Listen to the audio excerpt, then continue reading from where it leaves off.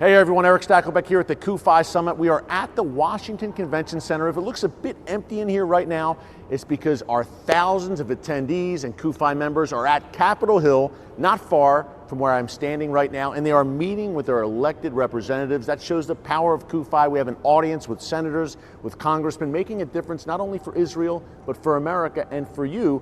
Talk about making a difference. Here in Washington, D.C., I'm with my good friends, Alexandria Paolozzi, Boris Zilberman of the CUFI Action Fund. They are heading up our Washington, D.C. team. Guys, welcome. Thank you. It's been an incredible summit. Now, your focus is Capitol Hill and working with members of Congress. Tell us, we've had quite a roll call here, by the way, at the summit of members of Congress, Trump administration officials. Tell us who we've seen so far and maybe what's yet to come. Sure. So the kickoff was by Vice President Pence. He came in strong, and following him was people like Jason Greenblatt and Secretary of State Pompeo. And so we've had quite the high level, attendance here, which we're excited about. And Boris, we've had some senators too. We've had some senators. We've had National Security Advisor John Bolton, Senator Rubio, Senator Cruz, Senator Blunt, and Senator Tim Scott from South Carolina. So it's been a really great lineup. And Ambassador David Friedman. I mean, these are all the key players, right, in the U.S.-Israel relationship. It seems like the entire Trump cabinet is here. Maybe we'll get him here next year as well, President Trump. But it's been an amazing lineup. Now, tell us, guys, why it's so important. Okay, you guys are on Capitol Hill every day. This is what you do for the CUFI Action Fund. Tell us why it's so important for thousands of CUFI members who are at the Hill right now lobbying those elected representatives. Why is this so important? Alexandria, we start with you. Thanks. So, we have thousands of pieces of legislation that are introduced in Congress throughout a congressional year, and no one knows how to push those forward unless, and this is the key point, you have the vocal aspect behind it to give it the power that it needs to move forward. And that's what CUFI has. We are so excited that our members not only are active and responsive, but they show up, and that's what they're doing today. They're showing up, they're letting their voices be heard, and they're pushing key pieces of legislation that are substantive, right? It's deep. It's going to be making a change. It's not something that's just a talking point or a message. We're trying to enact something that's going to change what's going on, whether rhetorically or with tools for security in the Middle East. We're going to talk a bit more about that legislation in a minute, Alexandria, and you make a good point there. Boris, it seems like these 6.1 million CUFI members, these folks are well educated, they know the issues, and that comes in handy on Capitol Hill, right? When they come into that office for meetings with high-level folks, they know, these congressmen, congresswomen, senators, they know they are dealing with a serious organization. No, they know they're dealing with a serious organization, the members, the staff. It's critical they hear from the membership on these issues because they may not be hearing from anybody else pushing these issues. They may be hearing from people that are on the other side of the issues. And so it's important that CUFI members make their voice heard on the Hill when they're up there today, and also at home, that they contact the members of Congress on these pieces of legislation, because if not us, then who? Then who? And we vote for these people, and they want our votes. And if Israel is an important thing to us, it should be important to them. And they're seeing CUFI and a pro-Israel movement in full force in their offices today. We're going to talk about legislation to wrap up, and the important legislation we're pushing and we're lobbying on right now as we speak. But before we do that, for everyone at home, okay, I mentioned you're the CUFI Action Fund. You're here in D.C. It can be a crazy place, obviously. What does your day look like on a daily basis? I know your roles kind of overlap a bit here in D.C. Tell us what you guys do on a daily basis, how CUFI is fighting for you there at home and for Israel right here in Washington, D.C.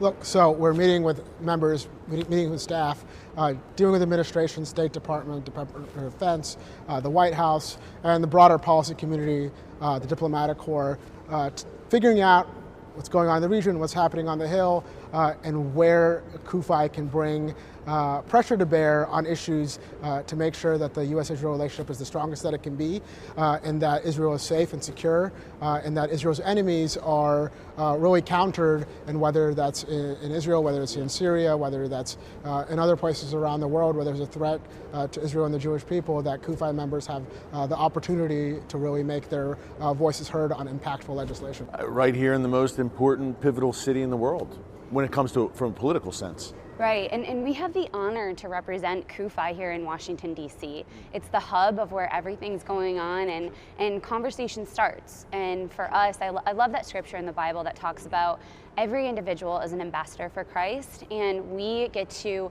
live and work in a city of ambassadors, yet we represent the most important one, and it's God, and just taking forward that message and importance of scripturally based advocacy for Israel. Yeah.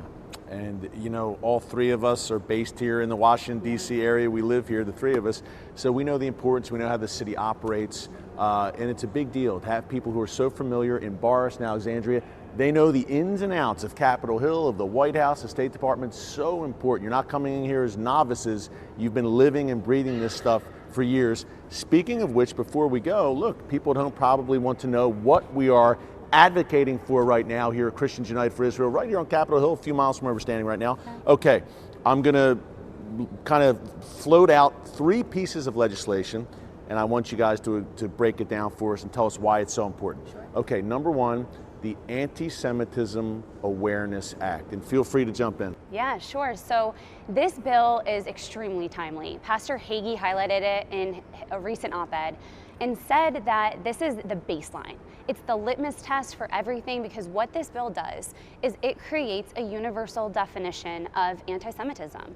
And unfortunately right now, that's a confusing definition. So our federal government needs guidelines, especially the Department of Education, to enforce and work. It's going to be a supplement to existing law and help. It's going to work hand in hand with what we already have on the books and say, this is what anti-Semitism is based on, it's the International Holocaust Remembrance Alliance.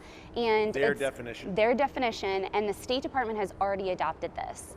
And so we're just trying to codify what is being said as this is the leading definition. We need to use this. Again, it's the baseline. It's if we can't do just the bare minimum. This is common sense. Right. We're going to have a difficult time addressing what this is. It's common sense, but common sense is not so common sometimes here in D.C. But so important, guys, because look, we see anti-Semitism obviously on the rise around the world, but right here in the United States, we've had two horrific anti-Semitic attacks in the past 10 months alone.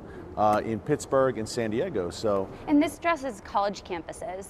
So we know too, yes, we know too that it starts with education, and that at the most fundamental level, we need to be teaching our students and our children what it means and what anti-Semitism is, and if you're engaging in that, what it looks like. And then from there, they'll hopefully take that with them into the real world. Yeah, absolutely. Boris, okay. Anti-Semitism Awareness Act, we've got anti-Semitism covered.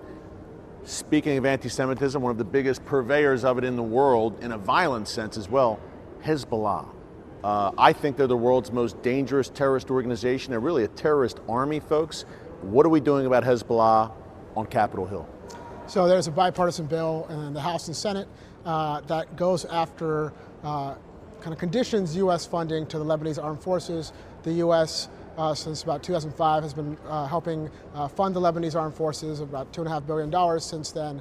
And so what this bill really does is conditions about 20% of that aid to make sure that the Lebanese armed forces roll back the influence of Hezbollah and Iran within their ranks and within the broader Lebanese state, where you see in southern Lebanon a very strong Hezbollah presence. Of course, you've seen, at Israel's doorstep. At Israel's doorstep and beyond, where you have tunnels going through underneath Israel's border, and massive tunnels. And so the Lebanese armed forces should be really doing more to make sure that their side of the border is controlled, that Hezbollah's influence in the government is lessened. And so this bill is a first step in that endeavor. So two vitally important bills, obviously, Hezbollah, Anti-Semitism Awareness Act. Last one, the Eastern Mediterranean, which covers Lebanon and Israel, the Eastern Mediterranean Security and Blank Act. I'm drawing a blank on that one. An Influence Act. Yeah. An Influence Act.